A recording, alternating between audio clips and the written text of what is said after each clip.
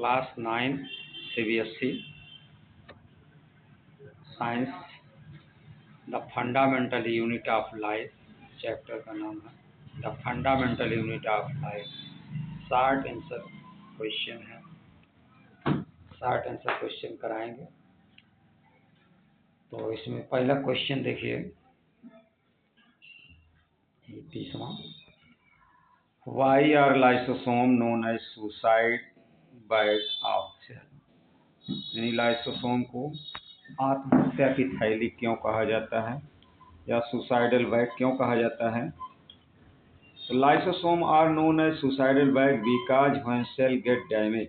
कह रहा जब कोशिका डैमेज हो जाती है during the disturbance in cellular metabolism, तो उपापचयिक क्रियाओं में अगर कोई गड़बड़ी हो जाती है तो जब सेल डैमेज हो जाती है तब लाइसोसोम क्या करता है, लाइसोसोम ब्रस्ट कर जाएगा, उसके अंदर का जो एंजाइम है वो भी निकलेगा, रिलीज होगा। तो लाइसोसोम में burst and digestive enzyme release digest their own cell, और वो अपने खुद की कोशिका को ये डाइजेस्ट कर जाती है, यानी पचा देती है। इसीलिए इसको सुसाइडल बैग कहा जाता है, क्योंकि खुद की कोशिका को, जिसमें पाई जा रही उसी कोशिका को ये डाइजेस्ट कर देती है, खत्म कर देती है। अगला क्वेश्चन है, do you agree that a cell is building unit of organism? If yes explain why. कह रहा है आप सहमत हैं कि कोशिका जो है बिल्डिंग यूनिट है, ऑर्गेनिज्म की जीवधारी को बनाने की इकाई है। If yes explain why. इसको अगर यस मानते हैं तो आप इसको एक्सप्लेन करिए कैसे। तो देखिए, I agree with statement that, यानी हम इस स्टेटमेंट से सहमत हैं। A cell is building block of organism. देखिए, बिल्डिंग ब्लॉक ऑफ ऑर्गेनिज्म, कोई भी जीवधारी यानी कोशिका से ही बना है, वो बिल्डिंग ब्लॉक का काम करता है कोशिका। दिस इज ट्रू, यह सत्य है। Because all living being are made up of cell. जितने भी जीवधारी हैं, सजीव प्राणी हैं, सभी का निर्माण जो है कोशिका से होता है। और सेल जो है सबसे स्मॉलेस्ट यूनिट है, इंडिपेंडेंट यूनिट है लिविंग थिंग्स की, स्वतंत्र है। अगला क्वेश्चन देखिए, 32वां क्वेश्चन है, why does the skin of your finger shrink. आपकी जो फिंगर है उसकी त्वचा श्रिंक क्यों हो जाती है, सिकुड़ जाती है? कब? व्हेन यू वॉश क्लॉथ, जब कपड़ा धुलते हैं तब। अगर देखिए आपके फिंगर की यानी जो त्वचा है उसमें से पानी निकल जाएगा तो श्रिंक होगा, लेकिन निकलता क्यों है ये जानना है। देखिए लिखा, soap solution is very concentrated. जो साबुन का घोल होता है बहुत सांद्र होता है, कंसनट्रेटेड होता है, यानी जो सॉल्यूशन बनता है हाइपरटोनिक सॉल्यूशन होता है। आपका हाथ हमेशा हाइपरटोनिक सॉल्यूशन में रहता है। सो वाटर मूव आउट, तो पानी जो है आपके फिंगर से बाहर निकलता है। तो so water move out of your finger cell, finger की कोशिका से निकलेगा। बाई ऑस्मोसिस, किस विधि से? ऑस्मोसिस विधि से पानी निकलता है, यही कारण है। तो 32वां क्वेश्चन होगा। 33वां देखिए, why is endocytosis found in animal only. Endocytosis क्यों एनिमल में ही पाया जाता है, प्लांट में नहीं पाया जाता है, इसका क्या कारण है? तो देखिए, एनिमल सेल में सेल वॉल नहीं पाई जाती है, प्लांट सेल में पाया जाता है। तो मेन रीजन यही है। Cell wall is absent in animal में कोशिका भित्ति नहीं पाई जाती। ड्यू टू दिस, इसी कारण से movement of substance inside cell is easier. तो इसके अंदर बाहर पदार्थों का मूवमेंट, गति जो है आसानी से होता है एनिमल में, इसकी तुलना में प्लांट की। Then in plant, due to this, इसी कारण से endocytosis is found in only animal cell and does not found in plant cell due to the cell wall. Cell wall के ही कारण, मेन कारण है सेल वॉल। तो अगला क्वेश्चन है, देखिए 33 हो गया। 34वां है, a person take concentrated solution of salt, after some time he start vomiting, what is the phenomena responsible for such situation. कह रहा अगर पर्सन को साल्ट का घोल यानी पानी में घोल करके पिला दिया जाए, ज़्यादा नमक पिला दिया जाए पानी के साथ, तो क्या होगा? Due to this movement of substance inside the cell is easier in animal. देखिए कह रहा है सॉलोइंग ऑफ कंसनट्रेटेड सोल्यूशन, जब हम उसको निगलते हैं कंसनट्रेटेड सोल्यूशन को साल्ट के, रिजल्ट क्या होगा? X osmosis. जो आपकी एलिमेंट्री कैनाल है उसकी कोशिका से पानी बाहर आता रहेगा, चला आएगा, निकल आएगा, एक्स ऑस्मोसिस हो जाएगा कोशिकाओं में और एलिमेंट्री कैनाल की। ड्यू टू दिस, जिसके कारण से आपके शरीर में डिहाइड्रेशन बढ़ेगा, पानी की कमी होगी। तो डिहाइड्रेशन जब भी होता है तो उल्टी दस्त चालू हो जाती है, सबको पता है। तो ड्यू टू द डिहाइड्रेशन आकर इन द पर्सन, तो डिहाइड्रेशन के कारण, सारा कारण डिहाइड्रेशन। अगर पानी की कमी है, डिहाइड्रेशन, अगर फिर से पानी किसी को चढ़ाया जाता है उसको रिहाइड्रेशन कहेंगे। तो डिहाइड्रेशन मेन कारण है, डिहाइड्रेशन पानी की कमी होना, पानी निकलना। इसीलिए देखिए जब कोई पॉइजन खा लेता है तो पॉइजन को उल्टी कराने के लिए नमक को घोल करके उसको पिला दिया जाता है, जिससे जल्दी जल्दी उल्टी हो जाती है, पॉइजनस मटेरियल बाहर आए। अगला क्वेश्चन देखेंगे। अगला क्वेश्चन है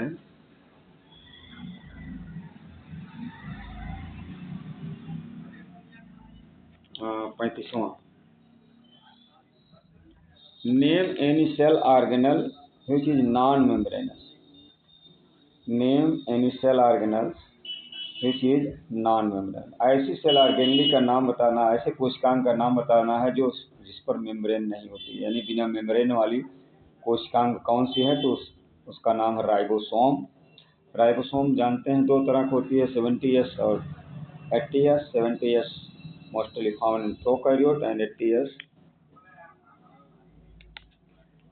यूकैरियोट में पाई जाती है, जबकि 70S भी पाया जाता है माइटोकॉन्ड्रिया में, प्लास्टिड में पाया जाता है 70S वाला भी। तो यूकैरियोट में दोनों पाए जाते हैं, प्रोकैरियोट में केवल 70S टाइप पाया जाता है। अगला क्वेश्चन देखेंगे। We eat food compose of all the nutrients. ऐसा भोजन जिसमें सभी न्यूट्रिएंट्स पाए जाएं, जैसे कार्बोहाइड्रेट हो, प्रोटीन हो, फैट हो, विटामिन हो, मिनरल हो, वाटर हो। आफ्टर डाइजेशन, डाइजेशन के बाद these are absorbed in the form of glucose. तो इसको हम हमारे आंत में जब जाता है तो पचने के बाद इसको कैसे एब्जॉर्ब किया जाता है? ग्लूकोज के रूप में, अमीनो एसिड के रूप में, फैटी एसिड के रूप में, ग्लिसरॉल। कह रहा है कि glucose, amino acid, fatty acid और ग्लिसरॉल के रूप में अवशोषित होता है। फिर कह रहा व्हाट मैकेनिज्म आर इन्वॉल्व, इसमें कौन सी क्रिया विधि शामिल होती है एब्जॉर्प्शन में, डाइजेस्टेड फूड मटेरियल और वाटर के एब्जॉर्प्शन में। तो देखिए यहाँ पर जो भी विधि होती है, ऑस्मोसिस और डिफ्यूजन। डिफ्यूजन विधि से भोज्य पदार्थों का अवशोषण होता है, एब्जॉर्प्शन होता है आपके एलिमेंट्री कैनाल में डिफ्यूजन विधि से, और पानी का जो हो अवशोषण जो होता है वो ऑस्मोसिस कहलाता है, और अन्य पदार्थों का डिफ्यूजन कहलाएगा। आगे देखिए अगला क्वेश्चन 37वां question. If you are provided with some vegetable to cook, if you are provided with some vegetable to cook, you generally add salt into the vegetable during cooking process. After adding salt, vegetable release water. What mechanism is responsible for? यानी जब आप सब्जी को cook करते हैं और उसमें नमक डाल देते हैं तो बहुत ज़्यादा मात्रा में पानी छोड़ने लगता है, इसका क्या कारण है? यानी आपके वेजिटेबल में से पानी ज़्यादा छोड़ने लगता है। सारा कारण है कुछ कोशिकाओं में से पानी बाहर निकल रहा है, क्योंकि साल्ट डालने से कंसंट्रेशन बढ़ गया है वहाँ, तो एक्स ऑस्मोसिस होने लगा है, जिसको हम एक्स ऑस्मोसिस कहेंगे बाहर निकलने को। अगर अंदर जाता है कोशिका के एंड ऑस्मोसिस कहते हैं। अगला क्वेश्चन है 38वां। If a cell of onion peel and RBC are separately kept in hypotonic solution, देखिए अगर ज़्यादा कंसंट्रेशन रहता है तो हाइपरटोनिक कहा जाता है, कम कंसंट्रेशन रहता है तो हाइपोटोनिक। तो हाइपोटोनिक में जब रखेंगे किसी भी कोशिका को तो पानी जो है कोशिका के अंदर चला जाएगा, यानी आरबीसी में जाएगा, और ओनियन पील का जो कोशिका है छिलका उसकी कोशिका में भी जाएगा। लेकिन करा क्या होगा? देखिए both the cell will swell, दोनों कोशिकाएं स्वेल कर जाएंगी। आगे देखें, ये तो सही बात है, स्वेल कर जाएंगी, जब पानी उसके अंदर जाएगा स्वेल कर जाएंगी।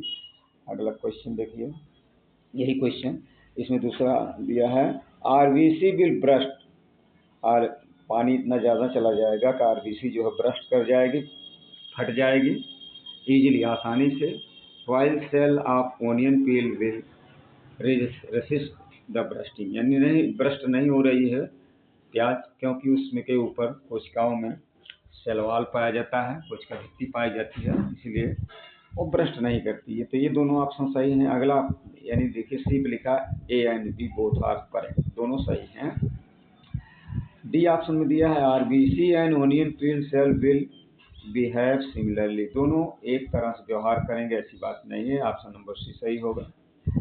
तो यहाँ पे अगला क्वेश्चन अब देखेंगे 39वां, bacteria do not have chloroplast, कह रहा है बैक्टीरिया में क्लोरोप्लास्ट नहीं पाया जाता, but some bacteria are photoautotrophic in nature, कुछ जो है बैक्टीरिया फोटो ऑटोट्रॉफिक हैं, यानी अपना भोजन बनाते हैं, एंड परफॉर्म फोटोसिंथेसिस, कार्य मतलब प्रकाश संश्लेषण करते हैं। Which part of bacterial cell perform this, तो किस भाग में ऐसा होता है बैक्टीरिया के। तो देखिए कह रहा है small vesicles which are associated with the plasma membrane are present in bacteria, कह रहा है कि स्मॉल वेसिकल पाया जाता है बैक्टीरिया में। दीज वेसिकल कंटेन पिगमेंट, उसमें वर्णक पाया जाता है, पिगमेंट पाया जाता है, विच ट्रैप सोलर एनर्जी, जो कि सौर विकिरण को, सौर ऊर्जा को ट्रैप करती है, टू प्रोड्यूस फूड, और प्रकाश संश्लेषण करती है, भोजन का निर्माण करती है। अगला देखिए क्वेश्चन है मैच द कॉलम वाला, कॉलम ए कॉलम बी दिया है। कॉलम ए में दिया है स्मूथ एंडोप्लाज्मिक रेटिकुलम, देखिए जो स्मूथ एंडोप्लाज्मिक रेटिकुलम होता है वो फैट का संश्लेषण करता है और डिटॉक्सिफिकेशन में मदद करता है। लाइसोसोम को सुसाइडल बैग कहा जाता है, ऑप्शन नंबर देखिए लास्ट वाला। और न्यूक्लियोइड प्रोकैरियोट में पाया जाता है, तो प्रोकैरियोटिक यहाँ ऑर्गेनिज्म में एक बैक्टीरिया है, तो न्यूक्लियोइड का ऑप्शन थर्ड पे हो जाएगा बैक्टीरिया पे। फूड वैक्यूल देखिए अमीबा में पाया जाता है, तो इस तरह से मैचिंग करेंगे। अब अगला क्वेश्चन है write the name of different plant part in which chromoplast, chloroplast, leucoplast आते हैं। तो देखिए यहाँ पे कुछ एग्जाम्पल देना है आपको। 41वां क्वेश्चन है, देखिए कह रहा फ्लावर एंड फ्रूट, फ्लावर और फ्रूट कलर्ड होता है, तो यहाँ पर जो प्लास्टिक पाया जाता है उसको हम क्रोमोप्लास्ट कहेंगे। कौन प्लास्ट कहेंगे? क्रोमोप्लास्ट कहेंगे, क्रोमोप्लास्ट। तो ये क्रोमोप्लास्ट हो जाएगा। और लीव्स में पत्तियां हरी होती हैं, हरे भाग में हमेशा क्लोरोप्लास्ट पाया जाएगा, जबकि रंग बिरंगे पार्ट में क्रोमोप्लास्ट पाया जाएगा, बॉडी लवक पाया जाएगा। Root of the plant, root यानी जड़ में ल्यूकोप्लास्ट पाया जाता है। अगला क्वेश्चन है 42वां, name the organelle, cell organelle का नाम बताना है which show the among written agenda, जो नीचे दिए गए हैं उसके अनुसार आपको बताना है कि वहाँ पे कौन सी सेल ऑर्गेनेली होगी। देखिए ट्रांसपोर्टिंग चैनल का काम कौन सेल ऑर्गेनेली करती है? एंडोप्लाज्मिक रेटिकुलम करता है। पावर हाउस की सेल ऑर्गेनेली को कहा जाता है माइटोकॉन्ड्रिया। पैकिंग में, पैकिंग और डिस्पैचिंग यूनिट किसको कहा जाता है? गाल्गी बॉडी को। डाइजेस्टिव बैग किसको कहा जाता है? सुसाइडल बैग जिसको कहते हो लाइसोसोम। स्टोरेज साइट किसको कहेंगे? वैक्यूल को। किचन किसको कहेंगे? जहाँ भोजन बनेगा, तो क्लोरोप्लास्ट बनाता है प्रकाश संश्लेषण द्वारा। कंट्रोल रूम किसको कहते हैं? कोशिका के अंदर जितने भी मेटाबॉलिक क्रियाएं हो रही हैं, कोई भी एक्टिविटी हो रही है, सबका कंट्रोलिंग जो न्यूक्लियस करता है, तो कंट्रोल रूम जो है न्यूक्लियस यानी केंद्रक को कहा जाता है। तो अब अगला क्वेश्चन देखेंगे, how is bacteria different from, कौन से लिया है, ओनियन पील। बैक्टीरिया की कोशिका देखिए ये प्रोकैरियोटिक है, ओनियन पील यूकैरियोटिक है, तो इसको डिफरेंस बताना है प्रोकैरियोट यूकैरियोटिक में। तो अब देखेंगे आगे। देखिए बैक्टीरिया और ओनियन पील, तो ये बैक्टीरियल सेल में देखिए इसकी जो सेल वॉल है पेप्टाइडोग्लाइकन की बनी है, और ओनियन पील उसका जो छिलका है उसकी कोशिका जो है सेलुलोज की, उसका कोशिका भित्ति जो है सेलुलोज का बना होगा। न्यूक्लियस देखिए बैक्टीरिया में नहीं पाया जाता है, अब्सेंट होता है, जबकि ओनियन में पाया जाता है। बैक्टीरिया में जो होता है कंडीशन न्यूक्लियर मटेरियल, वो न्यूक्लियाइड कहेंगे, कह सकते हैं, लेकिन न्यूक्लियस नहीं कहेंगे क्योंकि न्यूक्लियर मेम्ब्रेन नहीं होता, न्यूक्लियर प्लाज्म नहीं पाया जाता उसमें। वैक्यूल देखिए इसमें एब्सेंट है बैक्टीरिया में, और वैक्यूल रिक्तिका जो है पाई जाती है ओनियन में। ये प्रोकैरियोटिक है बैक्टीरिया, और ये देखिए ओनियन पील यूकैरियोटिक है। ये बहुत सारे अंतर हैं। अगला क्वेश्चन देखेंगे 44वां। How do substance like carbon dioxide and water move in and out, यानी कोशिका के अंदर बाहर ये किस विधि से होते हैं। तो देखिए कार्बन डाइऑक्साइड चाहे अंदर जाए या बाहर जाए तो उसको डिफ्यूजन विधि कहेंगे, और पानी अगर अंदर बाहर हो रहा है तो उसको हम ऑस्मोसिस कहते हैं। तो यहाँ पे हाँ, अगला question, how does amoeba obtain its food, amoeba अपना भोजन कैसे ग्रहण करता है।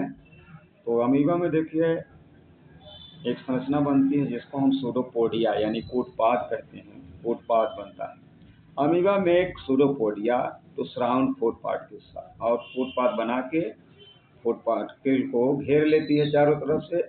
It's then ingest the food particle, और बाद में उसको पचाने का काम करती है among with a drop of water, और उसमें रिक्तिका में, खाद्य रिक्तिका में पानी भी रहता है। And then form food vacuole, और इस तरह से वो फूड वैक्यूल का निर्माण करता है।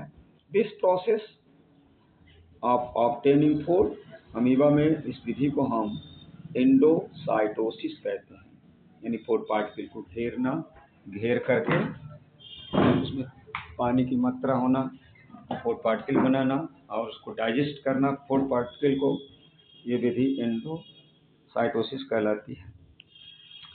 अगला क्वेश्चन देखिए,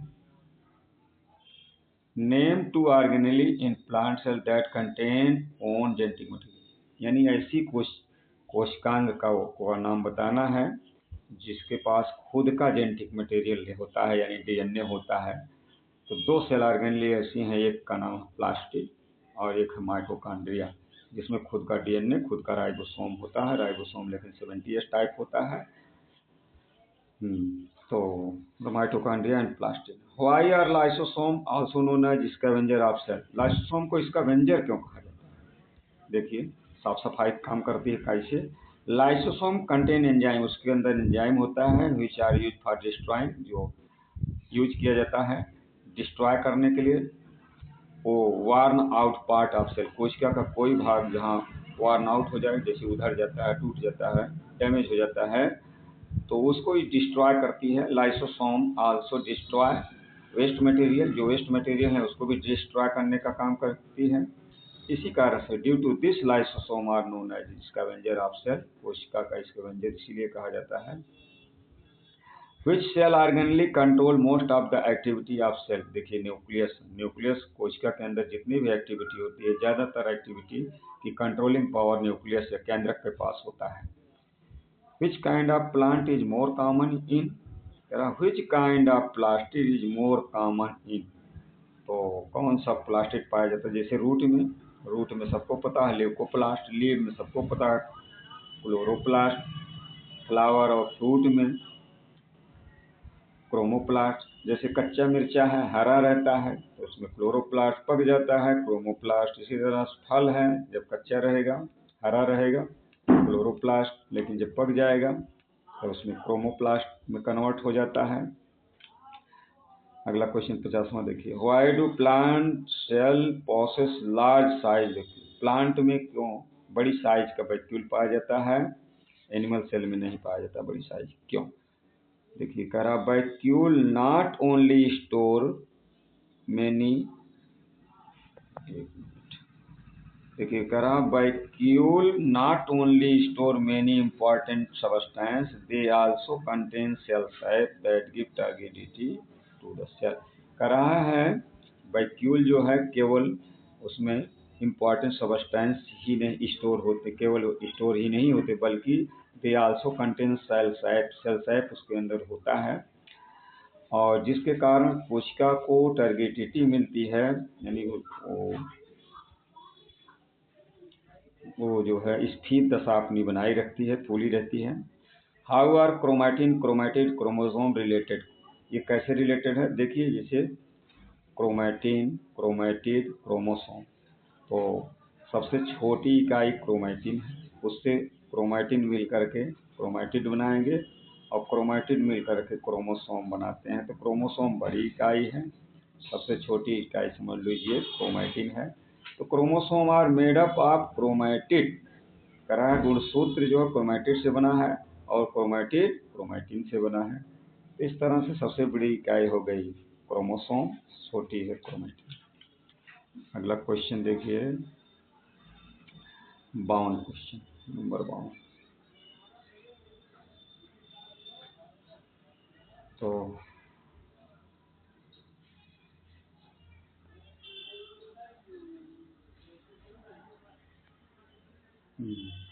what are the sequence of following condition, sequence पूछ रहा है। तो a cell containing higher water concentration than surrounding medium, अच्छा सराउंडिंग मीडियम में लो कंसंट्रेशन है और उसके अंदर हाई कंसंट्रेशन है। कोशिका के अंदर अगर हायर कंसंट्रेशन है तो और बाहर लो कंसंट्रेशन है, यानी हाइपोटोनिक सोल्यूशन में रखा है तो उसमें के अंदर से पानी निकलेगा एक सांस में से। A cell having low water concentration, अगर कोशिका के अंदर लो कंसंट्रेशन है वाटर का, देन सराउंडिंग से बाहर तो पानी उसमें अपने आप जाता रहेगा, जिसको एंडोस्मोसिस कहते हैं। यल्स अगर cell having equal water concentration, अंदर बाहर दोनों तरफ कंसंट्रेशन सांद्रता बराबर रहेगा, तो न पानी अंदर जाएगा न बाहर आएगा, कोई इफेक्ट नहीं पड़ेगा, न फूलेगी न पिचकेगी कोशिका। अब इसके बाद है अगला क्वेश्चन देखिए 53वां क्वेश्चन है।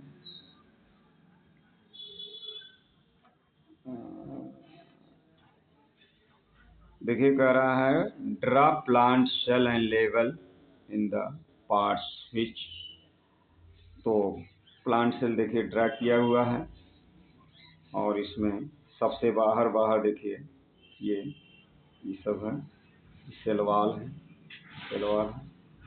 और ये देखिए वैक्यूल है, ये देखिए न्यूक्लियस है, न्यूक्लियस के अंदर जो तरफ भरा है न्यूक्लियोप्लाज्म कहेंगे। न्यूक्लियस के चारों तरफ जो झिल्ली होती है न्यूक्लियर एनवेलप कहिए चाहे न्यूक्लियर मेम्ब्रेन कहिए। देखिए उसके बाद यहाँ गाल्जी ऑपरेटस है, न्यूक्लियस के चारों तरफ देखिए एंडोप्लाज्मिक रेटिकुलम है। और अब यहाँ देखिए draw a plant cell and लेवल द पार्ट्स विच, पहला है determine the function and development of cell, तो सेल का फंक्शन और डेवलपमेंट को कौन डिटरमिन करता है, तो ज़्यादा से ज़्यादा क्रियाएं कंट्रोलिंग रूम न्यूक्लियस को कहा जाता है, तो ये डिटरमिन करेगा। तो package material coming from the endoplasmic reticulum, packaging material endoplasmic reticulum कहाँ से आता है, तो गाल्जी बॉडी से आता है। और provide resistance to microbes to withstand hypotonic external media without bursting, वो सारा कारण है। अगर ब्रस्ट नहीं हो रही है तो ये प्लांट सेल में सेल वॉल पाया जाता है, तो सेल वॉल है। Site of many biochemical reaction necessary to sustain life, देखिए बहुत सारी जो क्रियाएं बायोकेमिकल जैव रासायनिक क्रियाएं जो होती हैं साइटोप्लाज्म के अंदर होती हैं। और जो फ्लूइड न्यूक्लियस में पाया जाता है ई वाला fluid content inside the nucleus, उस फ्लूइड का नाम है न्यूक्लियोप्लाज्म।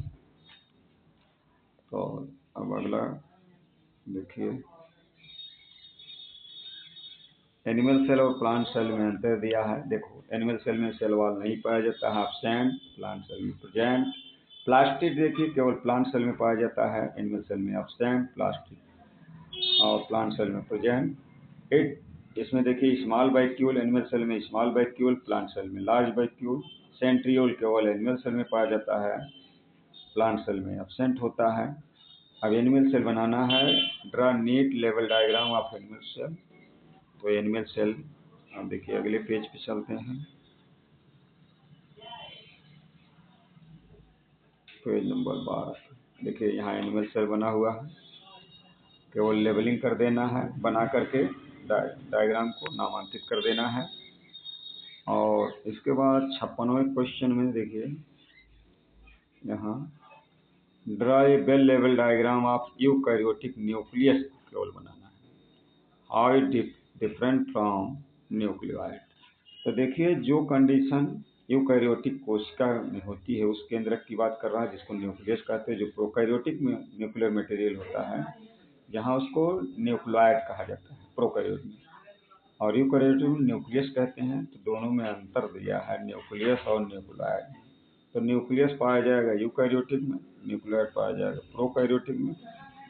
और न्यूक्लियस जहाँ पाया जाएगा, न्यूक्लियस में न्यूक्लियर मेम्ब्रेन होती है, न्यूक्लियोप्लाज्म उसके अंदर होगा, तो न्यूक्लियोलस होगा। और ये सारे चीज न्यूक्लियोइड में एब्सेंट होंगे।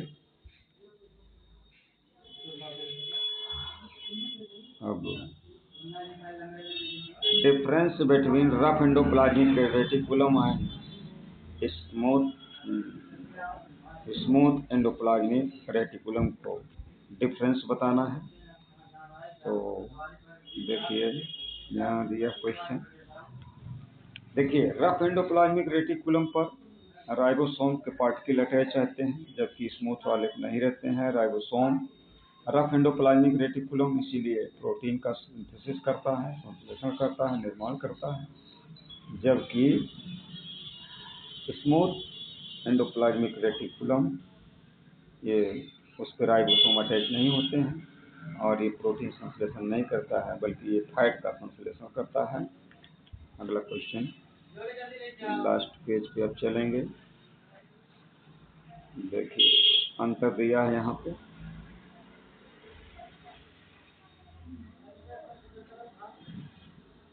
चलिए अब समाप्ति ही है, अब यहाँ पर बंद करते हैं।